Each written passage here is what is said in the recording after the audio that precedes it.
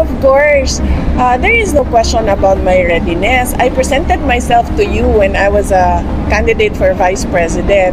Another day, another baliw-baliwan episode from Pionatic Sara Duterte claiming she's ready for the presidency in case mawala si PBBM. Talaga lang ha. With the understanding that I am the first in line in succession. Pinresenta ko sa inyo, tumakbo ako bilang Vice President, pinresenta ko sa inyo yon ang sarili ko at alam ko na first in line ako sa succession. Wala nang tanong doon kung ano ang gagawin ko. Ayan, muntik na namang naglag ang brain cells ni Pionatic Sara habang nagsasalita. Laging ganyan si Inday, parang sabaw lang lagi. Yun ang mandate sa akin ng Constitution. At alam ko yun.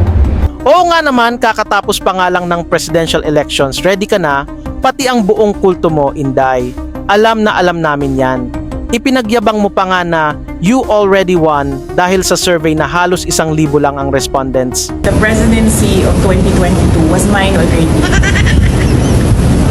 Na nanalo na ako sa surveys, lahat ng tao solid na, united na for my candidacy.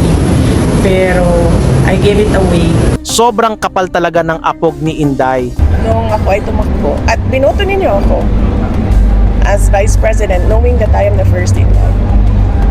At dahil mukhang masyado ka na ngang ready at excited just a few days ago, eto nakabarong ka na nga daw para sa imaginary inauguration mo siguro.